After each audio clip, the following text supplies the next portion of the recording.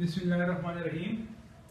आज हम KP board के क्लास 10 का मैथ्स की बुक का एक्सरसाइज 1.1 करेंगे।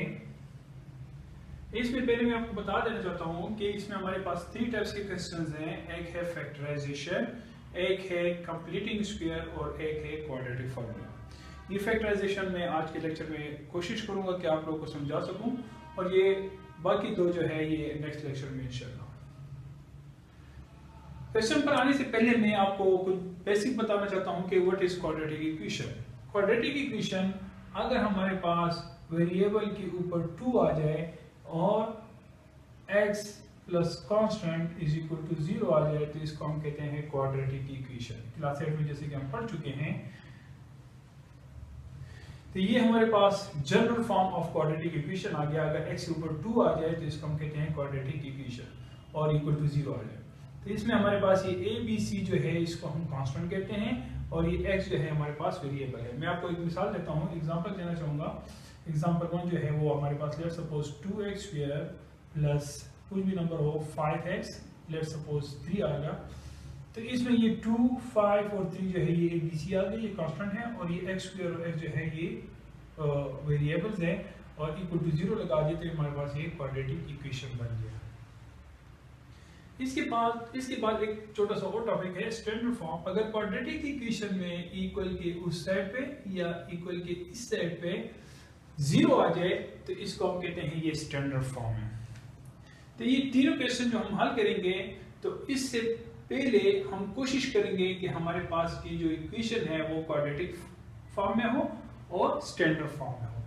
अब क्वेश्चन नंबर 1 का 1 पार्ट हम करते हैं।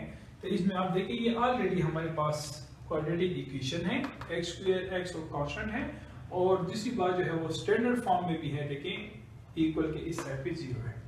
इसको हम सॉल्व करते हैं। सॉल्व करने का तरीका ये है कि पहली जो वैल्यू है x स्क्वायर, इसके साथ जो भी वैल्यू कोफिशिएंट होगा, इसके साथ जो वैल्यू होती है इसको हम कोफिशिएंट कहते हैं। क्या कहते हैं? कोफिशिएंट। यहाँ पे कुछ भी नहीं है तो 1 है। कोफिशिएंट को कांस्टेंट के साथ मल्टीप्लाई कर दें, क्या आता है? 1 4 4 और ये x स्क्वायर। कोफिशिएंट को कांस्टेंट के साथ मल्टीप्लाई कर दे और ये वेरिएबल साथ में लिख दें।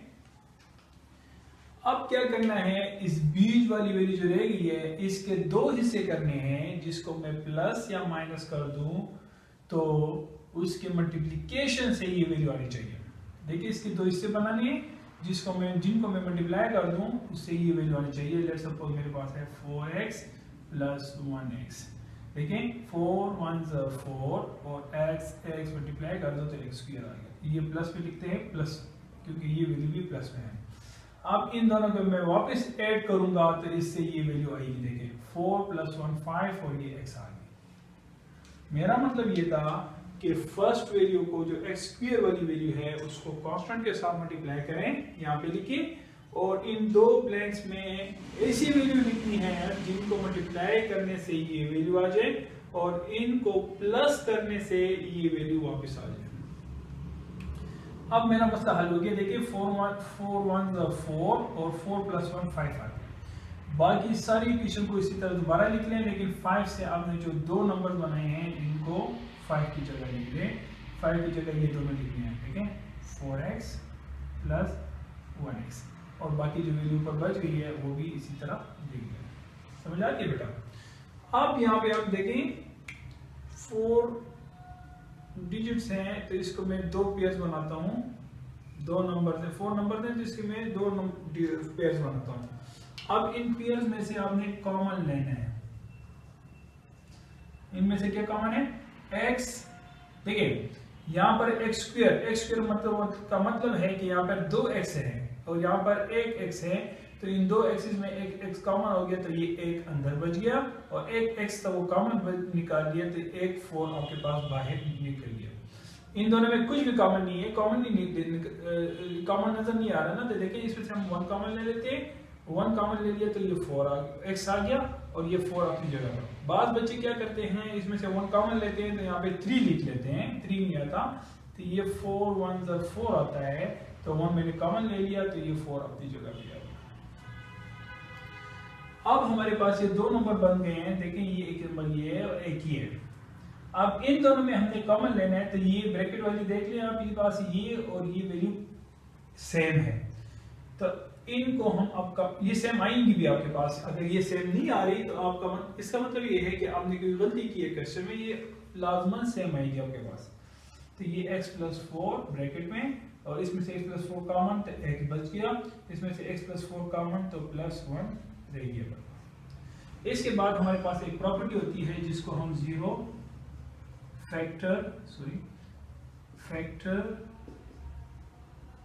प्रॉपर्टी ऑफ रियल नंबर कहते हैं। ये हमारे पास एक प्रॉपर्टी है जिसको हम कहते हैं zero factor property of real number. इसका मतलब ये है कि इस ब्रैकेट में जो वैल्यू है इसके साथ जीरो लगाना और ये दूसरी वैल्यू जो है इसके साथ भी जीरो लगाना है। इसके बाद हमने x की वैल्यू मालूम करनी है, तो 4 को हम उधर शिफ्ट करेंगे तो x की वैल्यू आ जाएगी। हाँ, एक बात और, अगर इक्वल का साइन हो और वैल्यू को हम इधर उधर शिफ्ट करेंगे तो इसका साइन चेंज हो जाता है, तो ये -4 हो जाएगी वैल्यू, और इसको मैं उधर शिफ्ट करूंगा 1 को तो ये -1, तो ये आपके पास दूसरी वैल्यू है। ये मेरे पास क्लास 10 एक्सरसाइज 1.1 का क्वेश्चन नंबर 1 का सॉल्यूशन सेट आ गया -1 और 4। इसमें अगर फिर भी आपको कोई मसला है तो आप कमेंट में पूछ सकते हैं। शुक्रिया।